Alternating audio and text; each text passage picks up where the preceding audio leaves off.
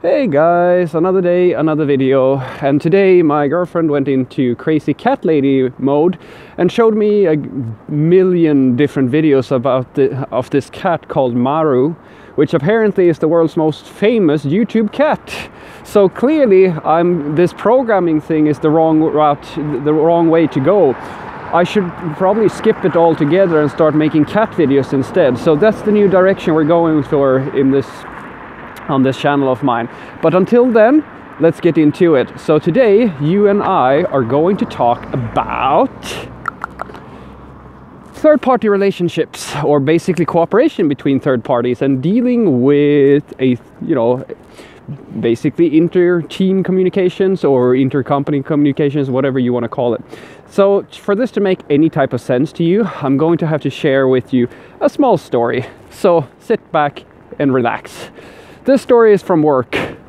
Never had one of those, have I? But anywho, we at my current job, we have a cooperation going with a fairly large company, or a large bank here in Sweden. And as you can imagine, when there are two groups working together in order to provide a more holistic whole, or like a value to the users, basically, when you have these dependencies going back and forth between these two companies, there is, you need to have some type of cooperation going. Unfortunately, when it comes to organization, and this is probably true for most things, I would say. I mean, it's not weird. I will argue that for the most part, you and I and everybody else, we care about the people we see every day. And if you have some other external, I don't know, group of people, in this case a company, that isn't part of your team, or they're not part of your group, you don't really naturally create this rapport with people that you should probably be doing. The cooperation is forced rather than something that you encourage and really want. And when you put people in a situation where you have two groups that only that they need to cooperate by necessity rather than incentive, there's always a slight bit of friction. Now, this is especially true if these are two companies which are supposed to work together. And I can only speak from my own experience that it's especially painful when it's a larger company working with a smaller company. At least in my experience, it's not that bad here in Sweden, but in the UK I've had experiences which is, well, being this, I'm just gonna say it. I'm gonna say it. These large companies treat you as shit. They treat you as nothing. In general, the attitude they have is that if they ask you to do something, you do it immediately. If you ask them to do something, they're gonna get back to you when they have time. That's usually the attitude I see in these relationships where two companies work together. And it's not fun to be the small company in this scenario. But you kind of have to comply, because let's not kid ourselves, the large company is most likely providing some type of money or something. I mean, if you are in a startup, you depend on these clients in order to sustain your business. So what I wanted to share, and this is not just true for companies. I've actually had this type of issue at my previous job, where the most common problem that we were discussing in our retrospectives at my previous job, and it is also one of the most common at this company that I'm working at right now. And the discussion usually was like, okay, so between our different departments, how we can improve that relationship. And this is the only time it's really something that I argued with my old boss a few times about. I love that guy. He's absolutely amazing, and he's like the nicest person in the world. The only time I've ever actually really disagreed with him about something is when we were, we've been in 100 meetings saying that, okay, we have this problem with the design department, or we can't really cooperate with the operations department. He always led the discussion to, what can we do in our department to make this relationship work better?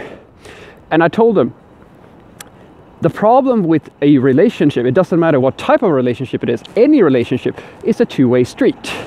Although we can sit here and improve things to the point where, there's only so much one party can do in a relationship. if there's not a joint interest or a joint effort, it's not possible to improve the situation for everybody involved. It's a two-way street.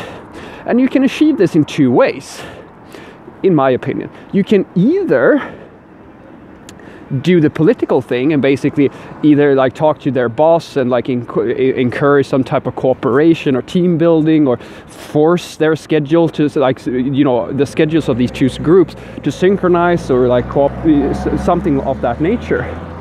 Or you can ignore it because it's outside of your power. You can't really do much if you can't encourage the other party to make a change. There's nothing you can do. Because, as I said, you will reach a point where you can't actually, you know, improve your own part in the relationship anymore. It is a fact of the matter.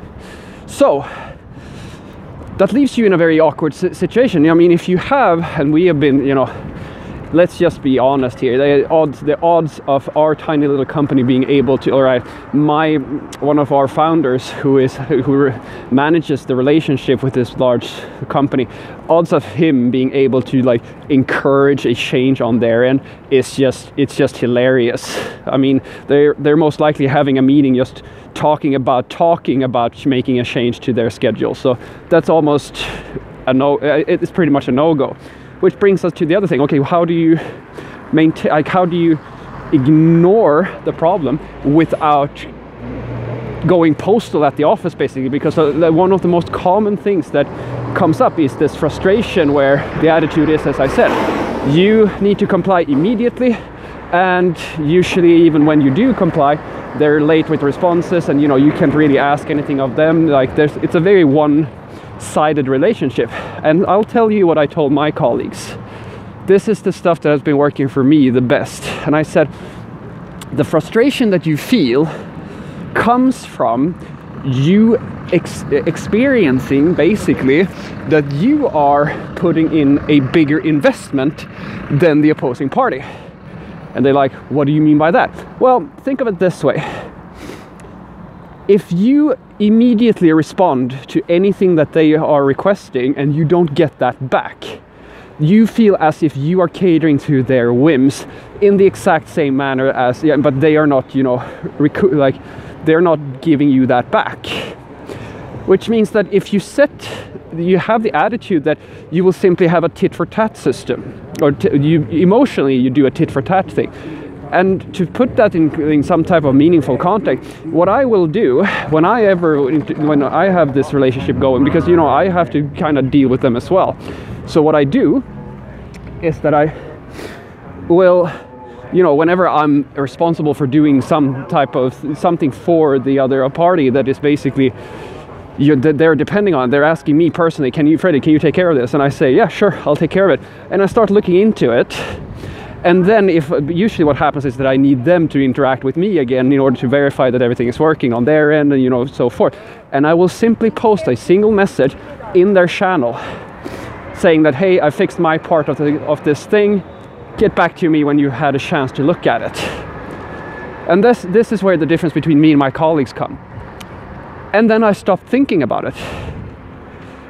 How fast they respond to that I just fixed something will tell me how critical this is to them. Because if it's not critical to them, they will not reply.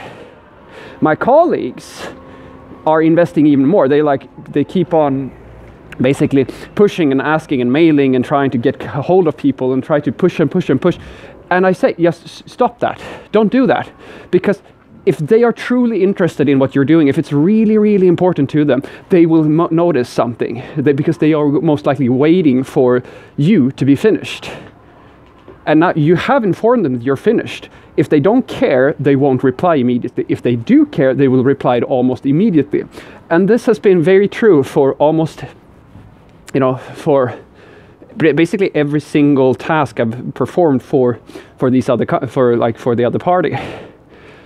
And what's nice about this is that way you never get yourself into this situation where you feel like you're doing so much work for them and they never care and they never get back to you or whatever. Because it's beautiful to me, at least. It works very well for me to keep myself calm and so forth, because I know that I get an emotional distance. I never put in more work than I have to. I simply do as I said, tit for tat. If they are really interested and they show a lot of enthusiasm about the thing that they need from me, then I feel encouraged to do a good job and really help them because they're showing an interest. If they don't show an interest, then why should I care? Think about it. I'm not saying that this is a silver bullet, but it works very well for me. And, usually in these venting sessions where most of my colleagues just talk about how frustrated they are, I kind of just sit there and I feel pretty good about myself because the work is being done. We have no complaints from our partners, and I don't feel any frustration towards them. It's working out very well for me. Hopefully this was useful to you.